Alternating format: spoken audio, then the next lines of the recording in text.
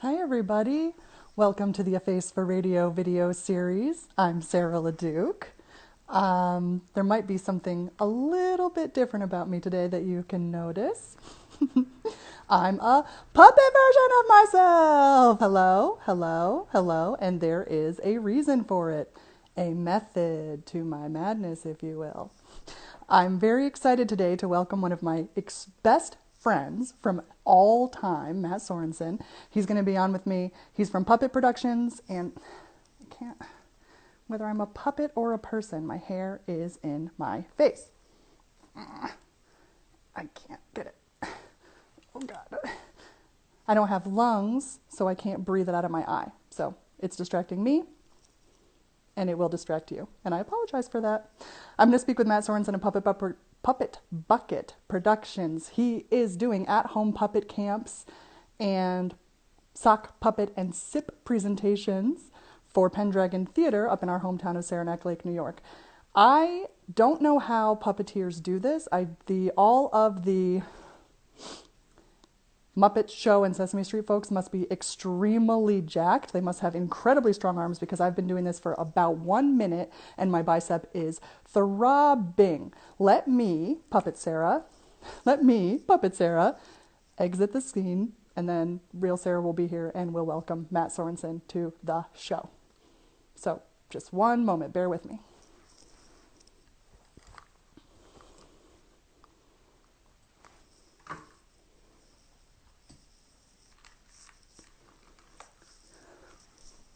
Hi guys, that is too close to my real face. Okay, there we are.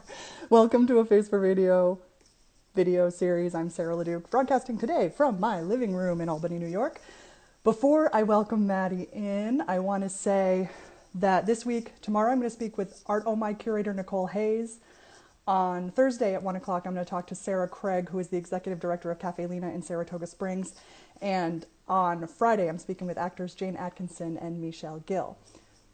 One more thing before I let Matt on. The WMC Fund Drive was supposed to begin on June 1st. We opened the lockbox early because we knew we couldn't do the fund drive the way we normally do.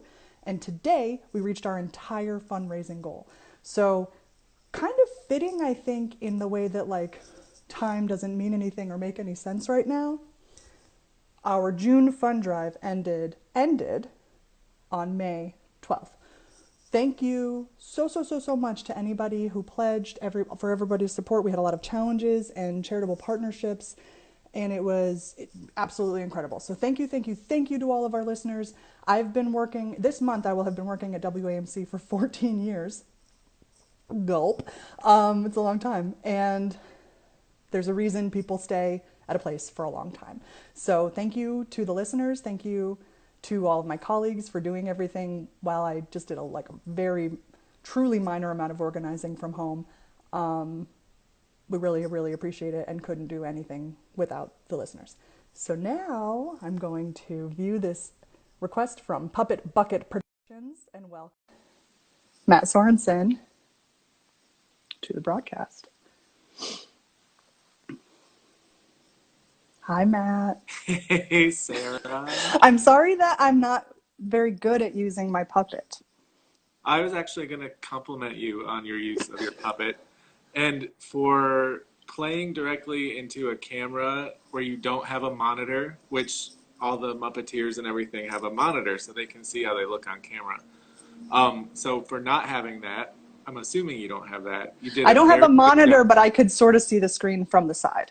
Okay, so I can kind of your focus was pretty solid for a beginner, especially, and it was funny because the attention you were giving to the lip sync was actually slowing down your speech pattern, but It was very articulate. I think that maybe in the end of this, if you want to mentally prepare after we talk for a little while, you could give me more like a lesson on how to do it a little bit better that people could watch. Okay. Because that's the kind of thing you do at your puppet camp, right? Correct. Cool. So, Matt, could you do, since I talk a lot on this, since the show where I talk, could you give people who might not know our backstory in a nutshell? And then also end with why I have a puppet of my own head and torso. Okay. There's arms too. There are arms, correct. So picture it, Saranac Lake, 1998, fall.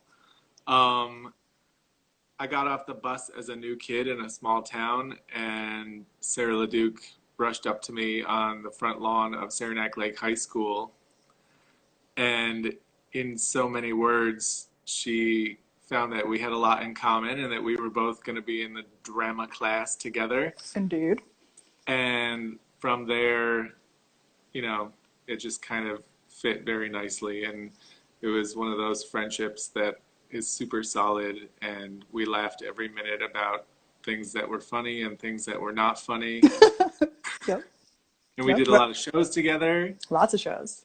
And we stayed pretty close through college because both of our parents still lived in town. So every time we would be home, we would hang out. And it just kind of maintained as a super solid friendship. And fast forward a few years to Sarah and Paul's wedding.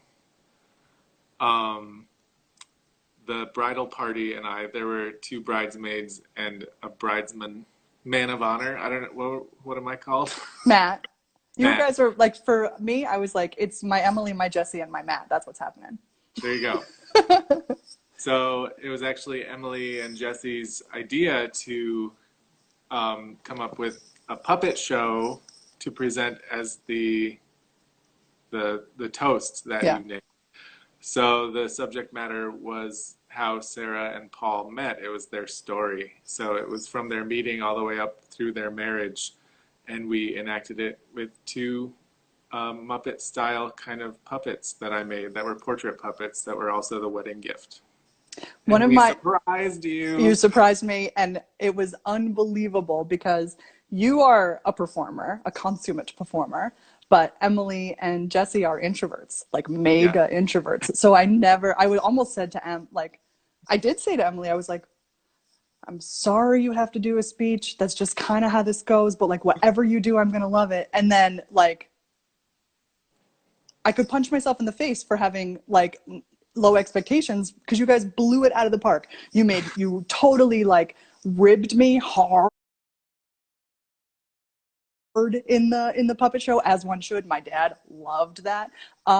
When the puppets came out, I screamed, and one of the attendees thought like an eagle had flown into the venue because it was like such a tremendously high-pitched and loud sound.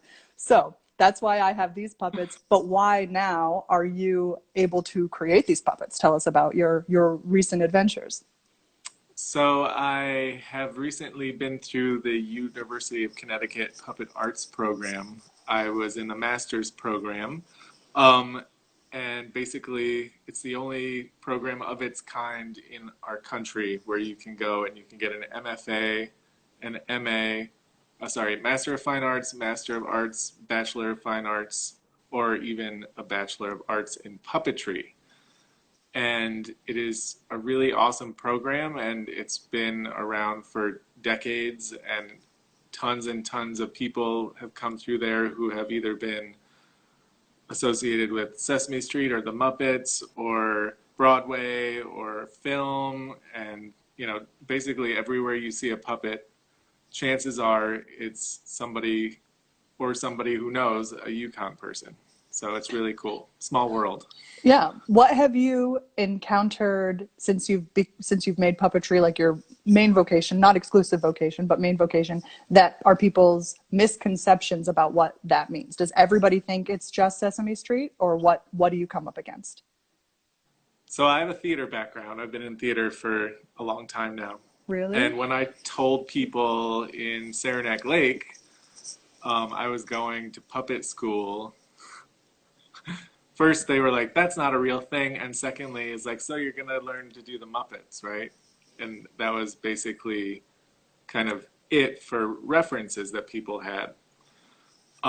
So then I quickly run through, like, if a movie uses CGI, there's probably a puppet involved. Or look at advertising. Or if there's any kind of motion capture work or anything like that. That's all puppetry too. And you've got marionettes, you've got rod puppets, you've got shadow puppets, you've got animatronics. You've got all kinds of crazy branches that people don't think of automatically as puppetry, but it really is everywhere. And so can you walk through a day in your life without seeing it somewhere? Or is it truly, truly everywhere now that you know what Well, you're looking for? it's hard because my life is very puppet centric. That's true. And anytime anybody, like when King Kong was opening on Broadway, and there were a lot of articles about that enormous puppet run by at least 10 different people had to work on that, or maybe More than more, that, more yeah. than 10. And it's like facial expressions were controlled by like a gamepad thing, Voodoo. but right, but people were anyway. Everybody sent you that. Everybody sent you the article about Yes. King Kong coming to Broadway. Yeah, but I appreciated it. And I went to see the last preview of the show on Broadway, and I got to meet Danny and John, who were two of the voodoo puppeteers who worked up in the Cool. booth. And the people who worked on the stage were actually an ensemble, and they were all basically trained dancers and singers, like the Broadway chorus, that got trained how to operate this puppet, the physical components of the puppet that were on stage. So that puppet was like a cross between a marionette and also a radio control or voodoo controlled face mechanism as well. And that was a really cool thing. So I don't mind being associated with that, even though I had nothing to do with the production. Is voodoo an acronym? Does it stand for something, or is it just because it's magic they co-opted the word voodoo? I wish I knew Okay, because it is such an I could Google industry it. specific thing to the people who are working on that kind of puppetry, which was not part of my education. But it sounds to me like it's because it's crazy magic. Yeah, I can't figure it out quickly, so I won't keep trying. Um, so tell me, I think so. You made a lot of puppets for productions, like you did Sleeping Beauty and maybe the first production of Snow Queen that I missed. I Mhm. like knew from photos that you were getting incredibly good at this up in Saranac Lake, but then just like a bad friend didn't make it up there to see these shows. The first time I really think that I fully grasped the incredible creativity that was spewing forth was when we went up and saw The Little Mermaid, and you made all of the like under the sea ocean puppets for that. And you also played Ursula, which there's like puppetry elements because you have, you're an octopus, so there's the tentacles and everything. What are some of your favorite shows that you've designed? That's a very wiggly lead in to that question, but what were some of your favorite shows that you've designed so far? That was a good lead in because it kind of my Reminded you experience. what you've done? Yeah, thanks. My experience with puppetry started with Sleeping Beauty in 2007, and that's when I was directing a family show. 2007? Yeah. And Sarah had just taken me to see Avenue Q on Broadway. Yes, I Thank you, Sarah. did. You're welcome. And I was so jazzed up about how the puppeteers were in plain clothes. I mean, they were gray. There was a convention, but they were visible and their Right. expressions were part of the performance. So for that Sleeping Beauty, I was like, oh, I don't want these fairies to be, I want them to be, performers with puppets. So that was my first foray into puppetry. Were the And fairies marionettes in that one? yes, they were Okay. marionettes that I had built for me. And Who then built them? I'm sorry? Who built them? Well, I didn't get the name of the person, but it was through an associate at the theater, um, Emily, and Okay. she kind of hooked me up with the raw puppets, and then I dressed them and styled them and turned them into characters in Sleeping Beauty. And then fast forward to the Snow Queen, which you mentioned, which featured live actors and puppets as well. And then people who noticed that were like, hey, there's this program in Connecticut at the University of Connecticut, and you should go. So I looked into that, and then I applied, and I actually auditioned with a Snow Queen puppet, Which and one? Which puppet the was it? the crow, The crow. Okay. yeah, who was kind of like a Jim Henson style Muppet puppet.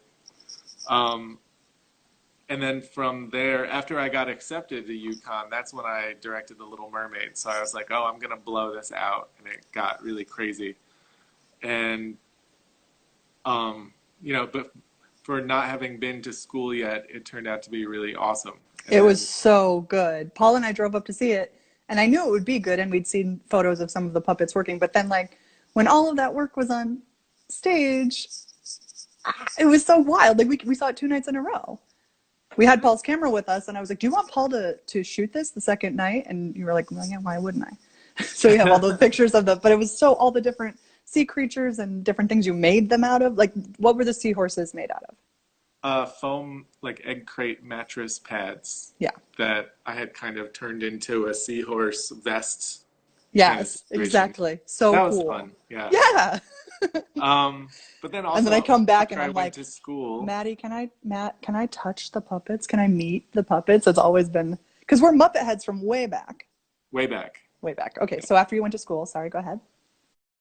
After I went to school and actually like got some real training in craftsmanship and technique and performance and even, history and dramaturgy, everything kind of went really, really crazy from there because not only was I in an environment where I was trying new things and learning new techniques, but also a lot was being asked of us as far as producing projects. So I built probably 30 plus puppets just as class assignments when I was in school, from marionettes to hand puppets to shadow puppets to like a ball. We turned just a wooden sphere on the lathe and attached a string to it as an introduction to marionette.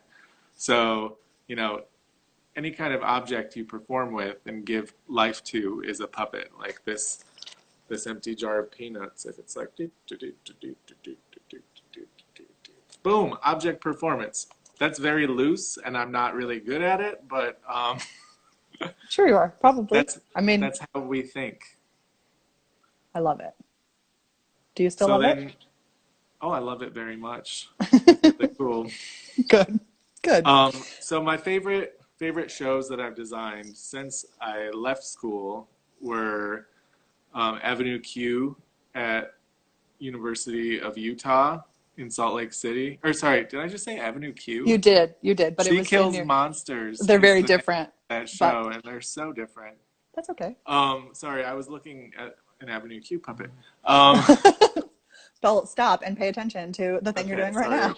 It's So She okay. Kills Monsters is based on Dungeons and Dragons, so there's like a role-playing kind of feel to it. So we had live actors on stage doing battles with puppet monsters. So there were like bugbears, which are like big ogre kind of things, and a beholder, which is a floating eyeball, and there's a five-headed dragon named Tiamat that we made, and they were all humongous. They were So that really was really huge. Like fun. the eyeball thing I posted in the promo slideshow for this week's A Face for Radio video series on the WAMC feed that we're Mhm. on right now. And it's you're tall, and it is nearly as tall as you, right?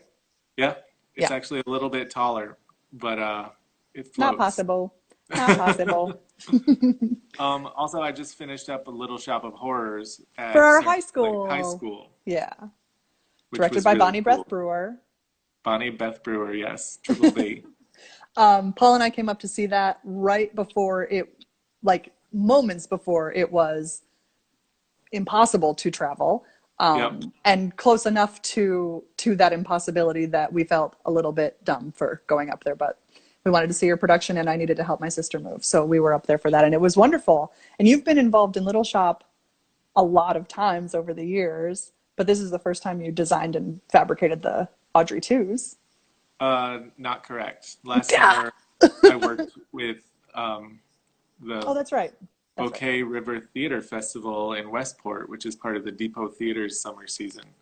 And they did a little shop, but it was very different as far as the amount of space that we had to make big puppets and the time and budget and everything. So it yielded similar yet incredibly different results at the end of the day. Did you also do Little Shop at your camp, Camp I did Pendragon? Okay, so ages you ago. and did Yep. you and your kids made the puppets for that too?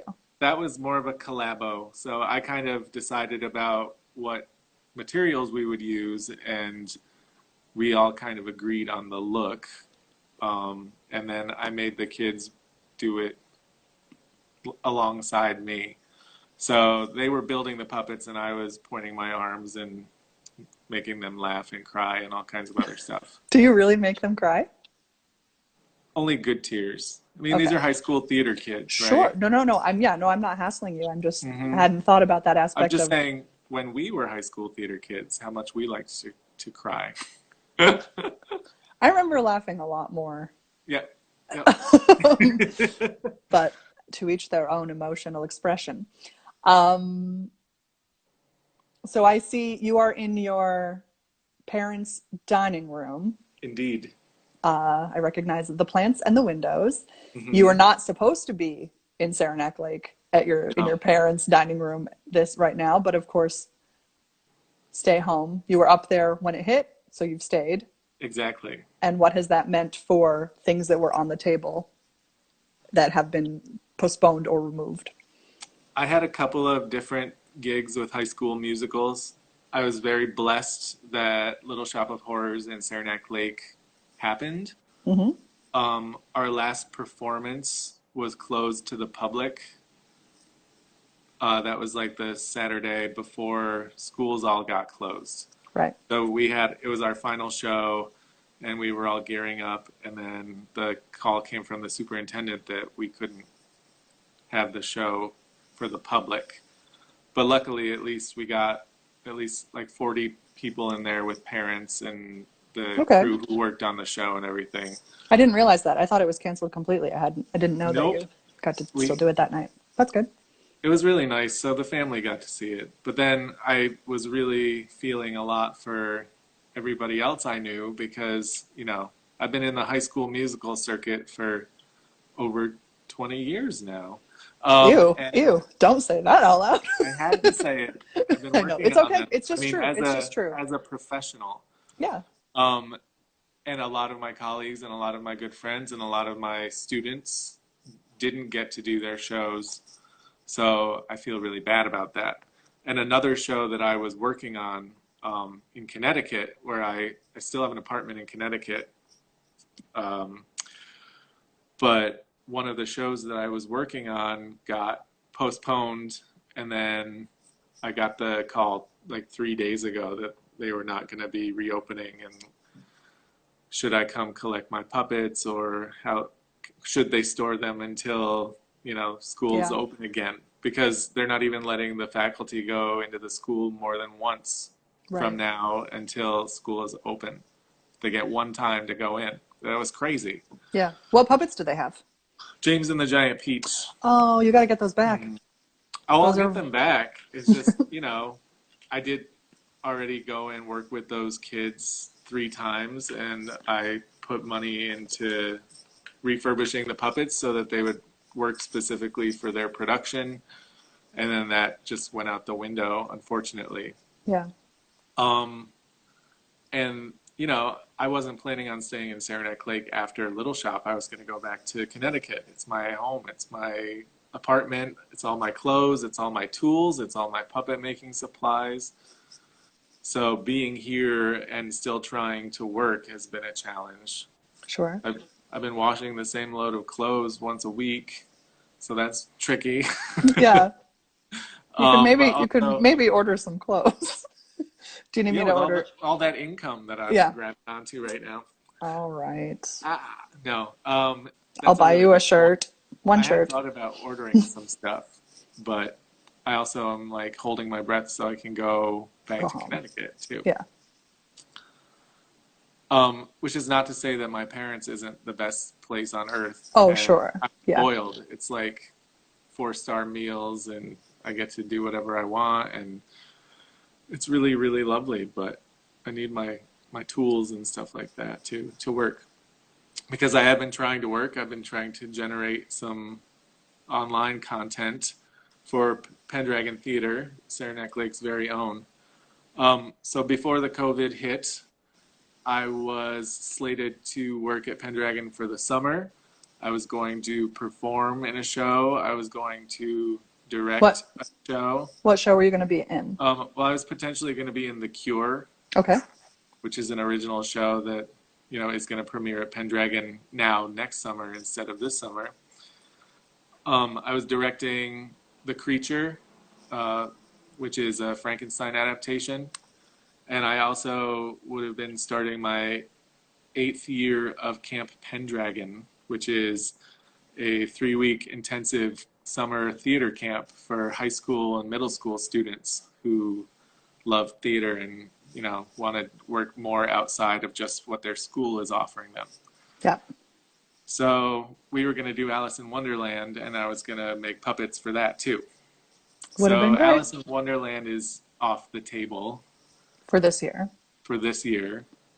But Camp Pendragon is not. So happily, I am concocting a way to make it work online. So I started out with Puppet Camp at Pendragon, which was something that I was going to do in person, which would have been a week-long workshop for kids to come and learn different techniques of puppetry, and everyone would build their own and perform their own. And I was like, oh no, I can't do it. But then the magic of the interwebs made it so that I decided that I would start recording puppet workshops and making them available, because I knew that kids would be at home and they would be stir crazy, and it's just something else to do, and it works with a lot of educational forums as well. Mm-hmm. So not only I released that through Pendragon Theater, through their website and their Facebook page. Right. So I was getting great feedback from not only families who are at home trying to homeschool their own children, but also some teachers reached out to me that actually used the workshops with their classes as a group.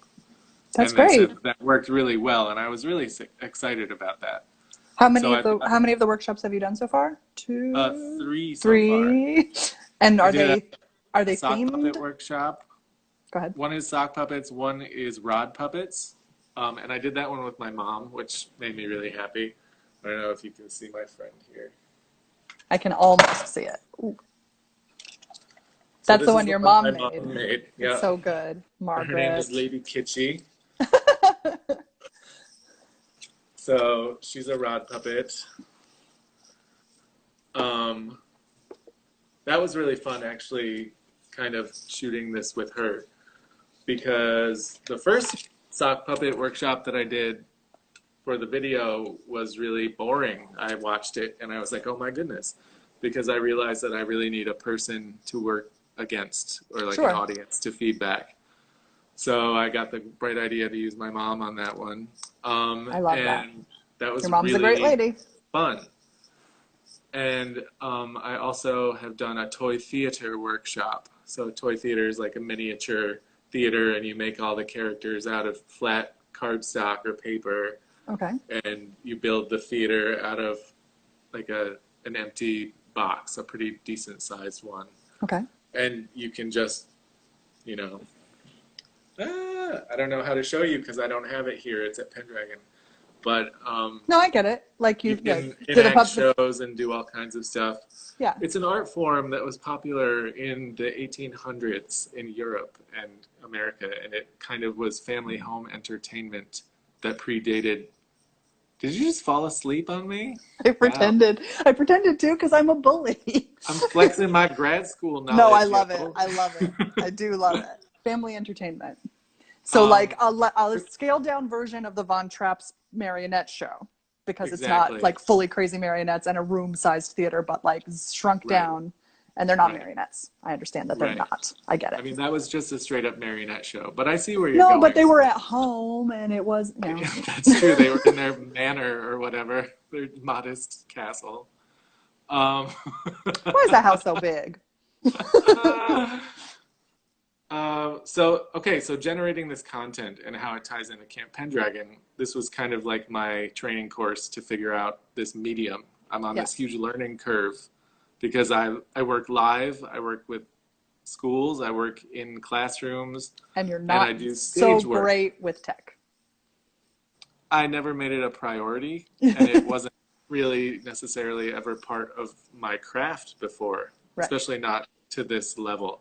So, one of my best friends in the world, Lucky Cerruti, who is a doll and Yes. a really great tech guy, and he's wonderful with film, Yes, not he only is. creating it, but also editing it. Is he? So He's I up sent there him, in the ADK. no, he's in New York. He is down in New York. Okay. He was in the ADK for a couple of weeks, but um, he had an opportunity to go back to work and he needed that, so he went back to New York. But he's still, the beauty of the internet is that he can still edit all my videos for me from wherever he is. True. So he's been a really great ally on that, and he's told me a lot of tricks that help improve my end of the recording process too. Great. Like a ring light? Did you have to get a ring light? The lighting was a big one. Um, I don't have a ring light, but my mom is really into like growing herbs and stuff, and I grabbed one of her grow lights that is on like a posable neck, and Great. Yep, that that was works. that was good. Sure, definitely. Puppetry is all ingenuity, right? Yeah. And inventiveness. So when you made the puppets for the wedding, Mm. you did not have time to do that. How, then that's like kind of a signature of you. Are you often up against a deadline? And have you ever been, and this is like a overly psychological question, but there's not that many viewers, so don't worry about it. Have you ever been completely satisfied with a puppet you've made? Because every time I see you talk about one, you're pointing out things you wish were a little bit better. Um, I mean, you can always keep going. You can always be more detailed. You can always add a little paint or a little lacquer or a little something. The beauty of puppetry in theater is that you have a built-in deadline that you can't be unaccountable for. The trend in a lot of theater professionals and a lot of puppeteers that I know is procrastination and a little mental development before you start physical development. And I'm very guilty of that. And even in this time where I'm not working on shows specifically and other stuff, I'm still finding that I'm coming up against deadline in a way. So, some of that is me and some of that is how much demand there is for for what I'm doing in my community, Right. if that makes sense. Yeah, you're very in demand. Even though obviously, you know, if you don't make a puppet, nobody's gonna die and nobody's gonna starve that day. Hmm. But I like to think that what I do does make a difference in people's lives, even in an ephemeral way. So, there is a system of kind of like panic and reward and things that come into play there. And that definitely was the case with your puppets because I think I was still gluing them right before I got in the car to go to Massachusetts. And then you guys left. We had for our rehearsal dinner, we had a pretty casual pizza party. And Hmm. then obviously people were hanging out, and you and Jesse and Emily disappeared and you were like, we'll be back to hang out in a little while. We have to go like talk about the toast. And then you were gone for a very long time. And I was so irritated that you were all in town, that all of you were in the same town as me for the first time in a really long time. Like Emily and I live in Albany, but you and Jesse, we like don't get to see each other, and you were missing. And I was like, what are they doing? Like, why aren't they back to hang out around this fire with us? And But we so were doing exactly what we said we were doing, I know. I just didn't understand how it could take so long because I didn't know what the surprise was. And I'm and that there was a a monster, soundtrack to a it. control monster. Yeah, a Hmm. soundtrack. Oh, right. Catherine helped. Catherine Diggins, of course, also helped. Yep.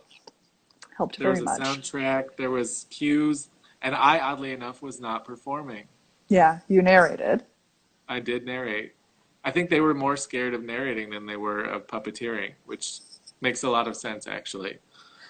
Can you tell me about so Emily played Paul because she knows Paul a little bit better than Jesse does by virtue of living in the same town as him. And Jesse, who I met in sixth grade and we've been friends with ever since, she had to play me. And Mm. can you tell, like, spill the tea? Tell people what kind of direction you had to give Jesse, who is very meek and sweet and calm, to play me in the puppet show. I definitely reminded her to project more. Mm-hmm, Even though mm-hmm. she was using a microphone, you still have to be rather full.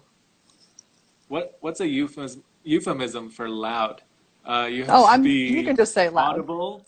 She had to be audible. She had to be a little bit sassy.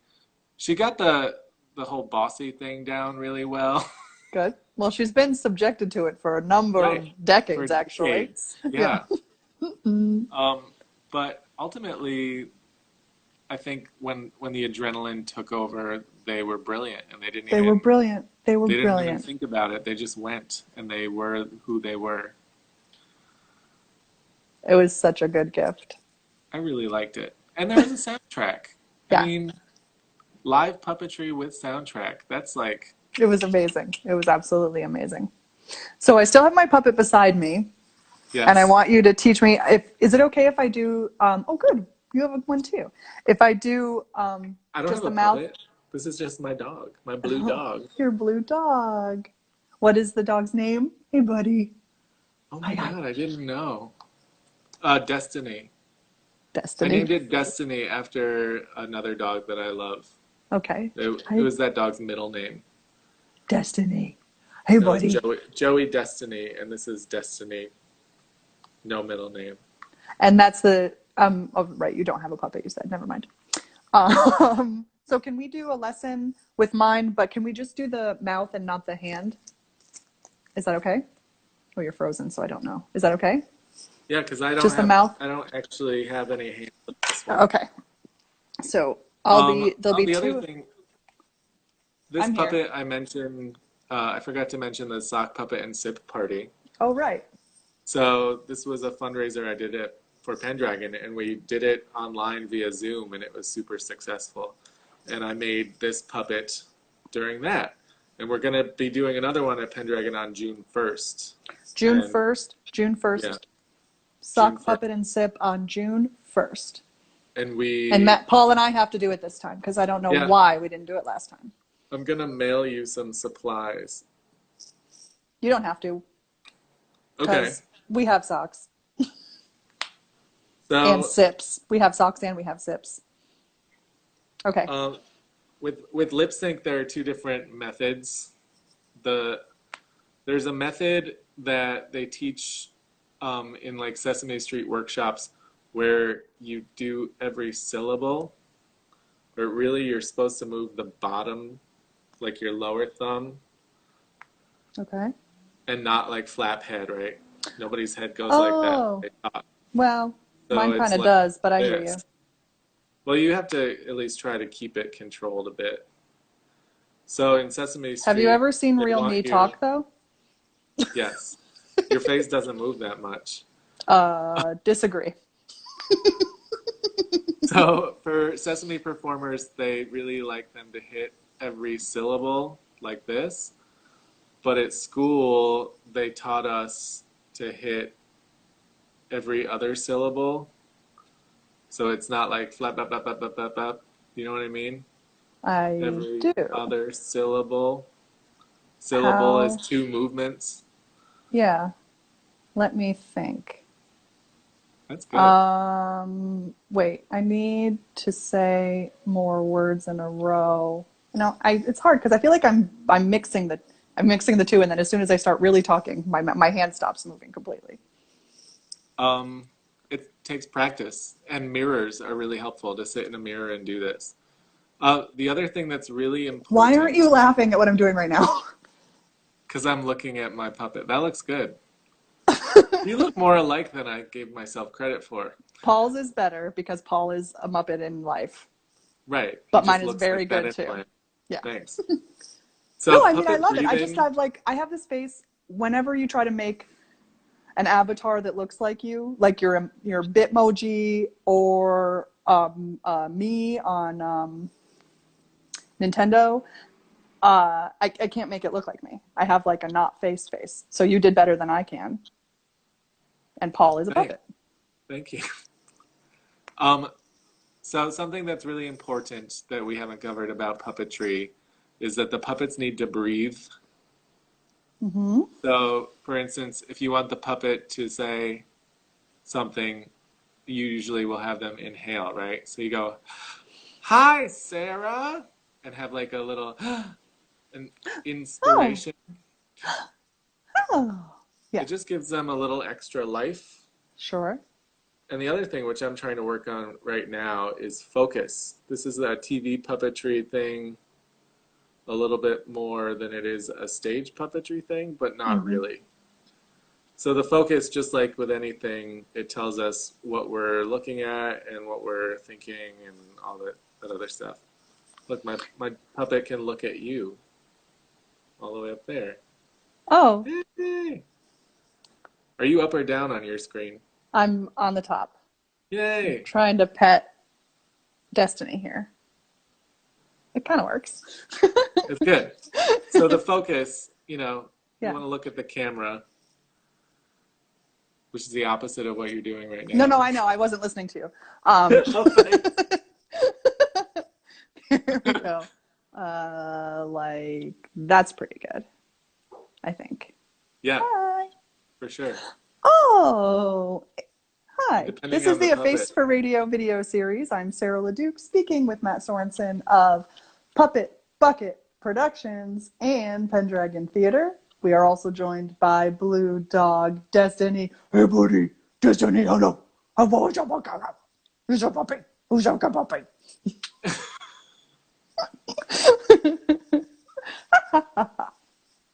We do, Matt, with these puppets. I'm sure we've sent you one, or we send you them when we make them for other people. My arm is so tired. We do birthday videos for the kids in our lives with the puppets. And then Ooh, sometimes we send them to you for notes. But after we've already sent them to the kids because we don't expect right. notes from the kids. Sometimes we get them anyway.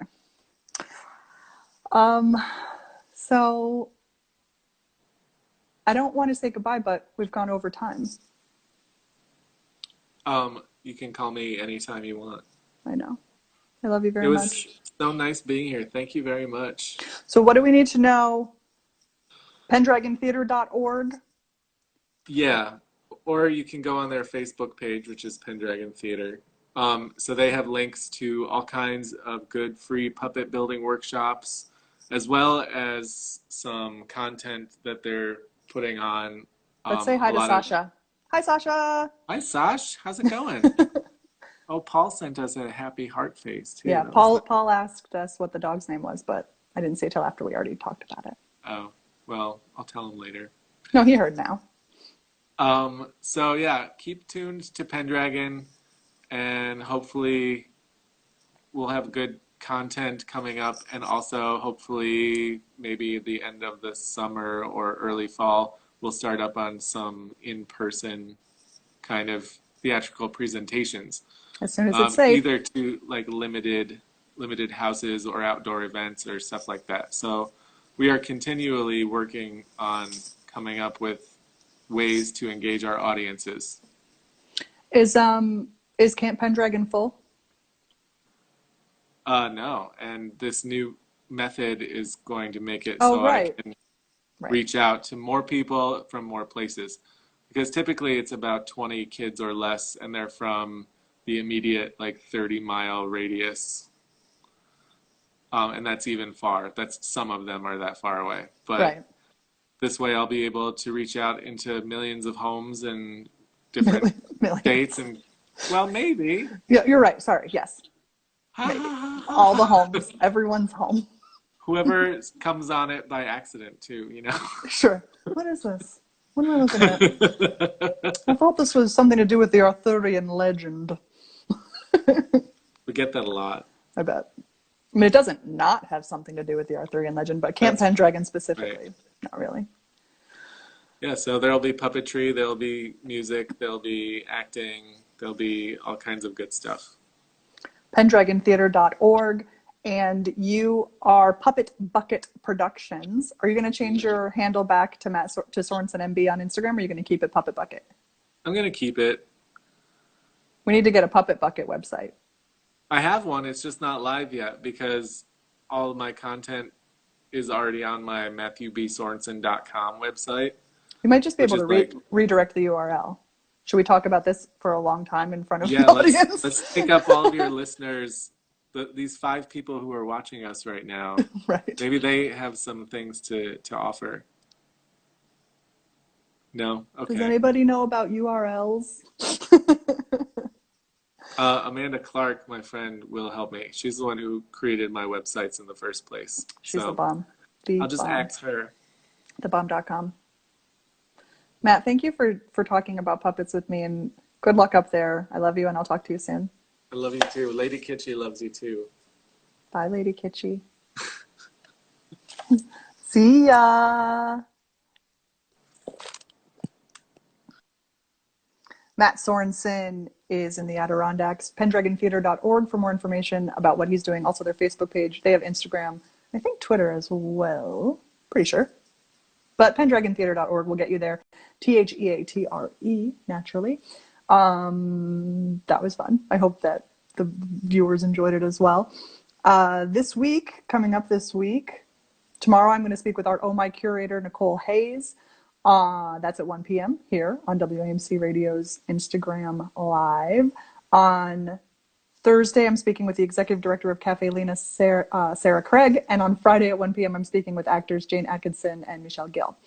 It's another week of the show. Once again, I don't know, with things potentially cautiously opening, I don't know when I will be going back to work full-time I'm working full-time from home, but I don't know when I'm going back to the station, and I don't know what will happen to this program when that happens. We will see. We have to discuss it. We'll figure it out when the time comes. It's honestly one of the least important things happening in the world right now, and I understand that. I appreciate anybody tuning in. We're trying to fill a hole in the WAMC programming by doing these arts interviews here because the station's main broadcast day is devoted to coronavirus updates, nonprofit interviews. We just finished the fund drive, as I mentioned earlier. Thank you very much for that. It's a weird time. And if you have the opportunity to check in with your friends and have them speak to you about their profession, I recommend it. It's very cool to learn, what people you've known since you were a teenager know about now. That's the best, and I can't thank them enough for joining me. It was very, very cool. So WAMC.org for information about the radio station, news updates. This interview will be archived on our Instagram, and I will upload it to YouTube a little bit later and share that link on WAMC's social media and my personal social media as well. Thank you again for watching. Thanks to Matt for being here, and stay safe in there.